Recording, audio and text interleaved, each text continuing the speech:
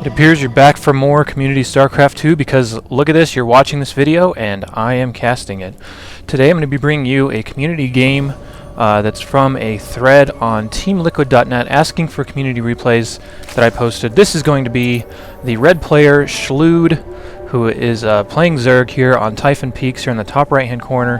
He's going to be fighting MorNin, the blue Protoss down here in the bottom right hand corner, and we shall see what unfolds. Now, getting back to where I got this replay from, I will go around to, right now, battle.net and teamliquid.net, and I will ask for community members there to post their replays that they have played, and I will cast them, and if they're cool games, or games that I think people would be interested in watching, I will post them to this channel. That's a cool little icon there. I don't think I've ever seen that one before. This is actually a Masters level game, so we shall see the caliber of players that we'll be watching here. Masters are always fun to watch, and getting right into the game, interesting pylon placement here to try and wall the low ground from MorNin. You have to imagine he's going to be dropping something right here with this probe, which is a forge. So it looks like he's actually going to go forge first on a map that almost nobody ever does, considering this huge open natural area can be quite risky. This drone is coming in here to bug this probe, and this probe is just sitting here and taking it. He finally responds and he almost loses the probe. One more punch from that drone, that probe would have been dead. We'll go ahead and pull up the production tab to see what's going on. The Zerg player is now at 14 before he finally drops his spawning pool, so it looks like he wants to go spawning pool first.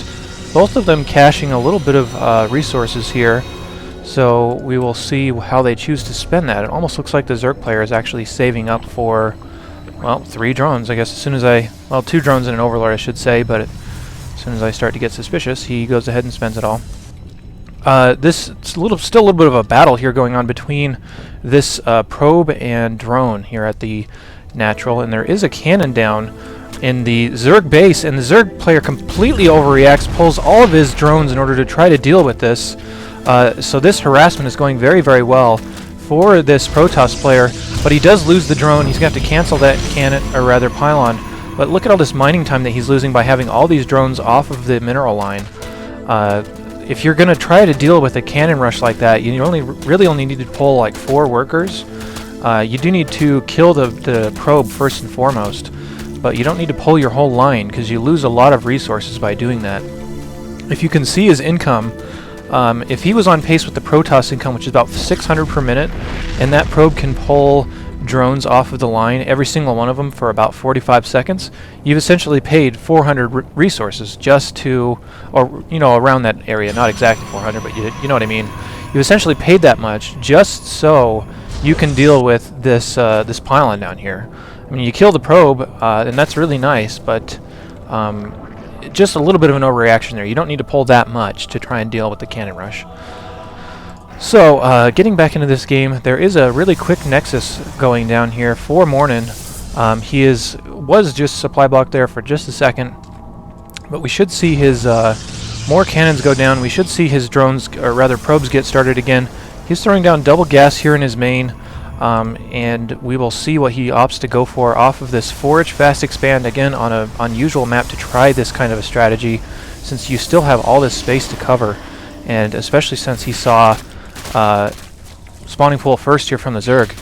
Zerglings are here now trying to work on these destructible rocks. These 4 Zerglings are going to be poking at it for quite a while before they eventually get any progress done. Bunch of drones being transferred down here, 10 drones. Typically don't see this many drones get transferred from a Zerg player, but thus far his drone work has been a little bit unusual, so I don't know that we can really comment too much further on it. Cybernetic core is going down here in a nice place. If you newer players are watching this, the reason he's placing a cybernetic core here is so he can cut off any avenues for Zerglings that will try to run in. I'm not sure if they can sneak by in this tiny little area right here, but I'd imagine that he would have placed it there only knowing that Zerglings couldn't get by. So it's good placement of that building. Second gateway going down, and as of this point, he's only on this one gateway. The second one isn't even done yet. The cybernetics core, and the Zerg player has responded with just speed, just an expansion of his own. He is trying to work down these rocks, and again, these Zerglings are going to take forever trying to bust this down. You can see how slowly the health is dropping on there. But this one stalker is out. He's probably going to send the Stalker out to try to control this watchtower, but you shouldn't have any problem doing. One cool trick that you can do if you're trying to prevent being taken over at this watchtower is you can position a unit like right here, and that'll make it so that you don't get as many hits off, or that unit there will last a little longer if you want to get a better exchange, instead of sending like a zealot down here and holding him right here and just quickly getting surrounded and dying. So cool little trick there. Just thought I'd throw that out for those of you that weren't really aware.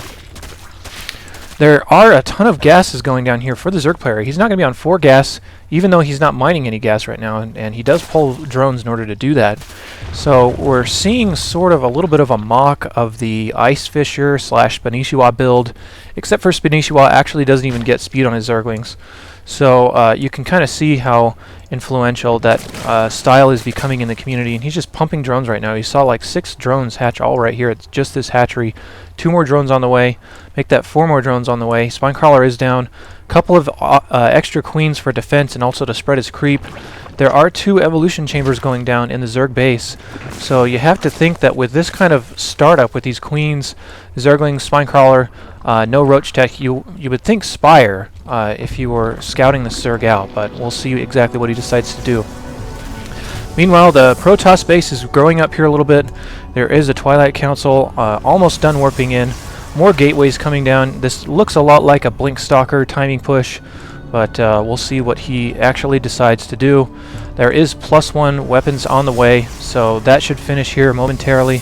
I don't think that he'll be basing his attack around this +1, considering he just doesn't have a ton of forces on the field. And wow, this is a little bit of an odd transition here into a Dark Shrine. So we'll see what this Dark Shrine allows him to do. These rocks are almost dead though, and the Zerg is just opening up a path straight into the Protoss base. But considering that the Zerg has very little on the field except for a bunch of Zerglings rallying here, I'm not sure that this is the greatest opportunity to attack. The Protoss forces are a little bit skimpy, but this walling technique is going to be excellent in trying to hold these Zerglings off. Zerglings come in, and now we do see that was not a tight wall here, as the Zerglings do scoot right on by, right into the mineral line, and he does hold position on all of his Zerglings to kill as many probes as possible, all in this little area. He moves forward in order to try to get more probes, but the Zerglings are getting very confused by the cannons and stalkers here that are shooting back at them. As you may be aware, the threat levels are going to dictate what these units actually attack at, and probes that are just walking around are not high threat, or at least not as high of a threat as stuff that's shooting at them. So a little bit of a difficult unit control can come up in situations like that. This Zergling just pushing out to control this other watchtower. He now does have both, just in case he's really worried about a force coming across the middle, but surprise, you opened up a pathway directly to your base. So you may be in a little bit of trouble there. As we had suspected, a Spire is almost done in the Zerg base. So you Protoss players out there, if you're looking for scouting between the awkward window of about 4 to 6 or 7 minutes, it's not a bad idea to research Hallucinate, or also not a bad idea to put out a robotics facility just to get detection, and also just to stop the creep spreading just a little bit. But we do now see some Dark Templar on the field, and it looks like they're all just going to waltz in. The Zerg does not have any detection out that I have seen, so we will see exactly what happens with this push. Apologize, let me get myself set on busy here. We do see a whole bunch of Dark Templar here just running in here and trying to focus down the hatchery. This is a really big trouble here for the Zerg player. If he's even on Lair Tech, which he obviously is since he has Noodless out, he needs to get an Overseer. Overseer comes in, he's going to clean up all these Dark Templar. So good move to get that hatchery down as soon as possible. A very focused harassment. More normally you will see them split up their Dark Templars, so they'll put like one here, one in the main, and one at another base in order to try to do damage. But obviously you can see that if you can get this hatchery down, it's really going to hurt the Zerg's income at that level of or at this stage of the game. Checking the income tab while we're on the subject, the Protoss player is way ahead in harvesters. Zerg is now on 3 base, but his bases are not very saturated at all. The main doesn't have a ton of mining. The natural obviously has no mining since there's no hatchery there. But you'd like to see a Zerg on a lot more harvesters at this point, but he is committing a lot to these Mutalisks. Whoop, my fault. And we're going to see what these Mutalisks actually do.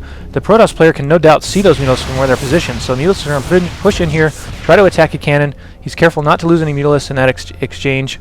Getting back to the production tab, we did see Blink coming down earlier, even though I did not mention it. So these Stalkers do have Blink, which is a great answer to these Mutalisks. Third going down here for the Protoss player.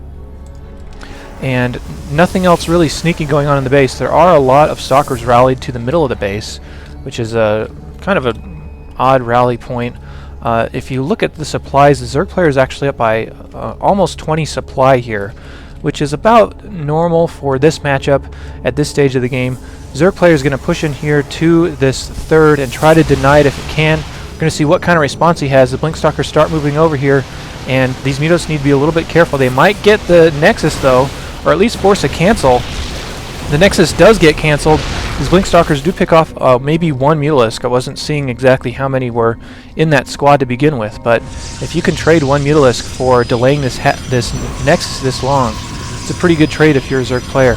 Now we do see 2-2 coming down on the melee units for Zerg player. 6 more drones are in production, in addition with 3 Mutalisks, so the Zerg player really varying his production between his economy and his army. You can see he's now slightly ahead in harvesters. This Protoss player is on the perfect number of harvesters if you're on 2 base, so that's really excellent supply control. So he's not oversaturating his base and not mining either of these harder than they need to be, and thus wasting time on his probes. But having this Nexus cancelled was pretty harmful at this level of play. Zerg is going to take a 4th behind this. We're going to look at the production tab and see exactly what's coming down. 12 Zerglings coming down. Protoss player is opting to move out, but the Mutalisks do swoop in at that time. If they can get this core, that will be a big kill. That will prevent him from putting Stalkers out for quite a while. He's going to commit pretty hard to this. He loses 1, 2, 3, 4 Mutalisks in exchange for the core. Almost a 5th. If you got a blink off, he could have gotten that. But you'll have to see what kind of exchange that had between the two. Another Dark Templar is out in order to try to control this watchtower, maybe checking around for more bases, as we can see on that rally. And we did see a Templar Archives finish in response to these Mutalisks, so if you can get Archons out in addition to this Blinkstalker unit composition, Zerg is going to have very few answers to meet that, considering Archons will just dominate Mutalisks, considering they do splash, and the Mutalisks will clump up if they're attacking moving targets. So you can really bait those Mutalisks into clumping, as you can see right there as he rallied them all. If you can bait them all into a tiny square and have a couple of Archons firing, you could just dominate a bunch of Mutalisks all at the same time. And indeed, that's what we see come down, is a couple of Archons mixed in this Blinkstalker army. This is such a scary composition for the Zerg player, considering Archons will just splash all over the Zerglings and the Mutalisks, possibly even both, if they're in bad enough positions. So the Zerg player really needs to be careful with any sort of upcoming engagement that might occur. Zerg flyer attacks level 2 are coming down, and 12 more drones. He's pumping drones really hard. He's now down, or rather up to 61. We must have missed some Dark Templar harassment, probably here at the 4th, I would assume, considering he was on a lot more drones before that. This Dark Templar is poking around. He does get a great scout off to see what's in this unit composition. There's no Overseer or detection at this base, so this Dark Templar is going to have fun taking this down. Did he get spotted for a second? Yes, there is an Overseer here. My fault. This Dark Templar is going to get maybe 2 or 3 kills before he finally goes down to Spine Crawlers. So he is out of there, but the harassment has been rather effective thus far. This Protoss army composition is getting more and more scary. This is one of the biggest disadvantages of Muta Zergling compositions here. Pathogen Glands is almost done, and we will see Infestors on the field if they're not there already, which is a good answer to this composition. But he needs to buy time. He needs to find a way to get these out. As you can see him retreating his army from just a tiny squad of Blinkstalkers. He is just really, really worried about the upcoming composition that may be coming down. I'm not sure what kind of information he has on what is waiting for him over here, but this is so frightening, especially with +3 attack. These Archons do 47 damage to biological, and if you take a look at the Mutas, they only have 120 health, so 3 Archons will essentially one-shot a Mutalisk, and they can one-shot infinite number of Mutalisks if they get enough splash on a tight group of Mutalisks. Like you can see them all rallying in a really tight square like that. So this could be disastrous, but we'll have to see what happens.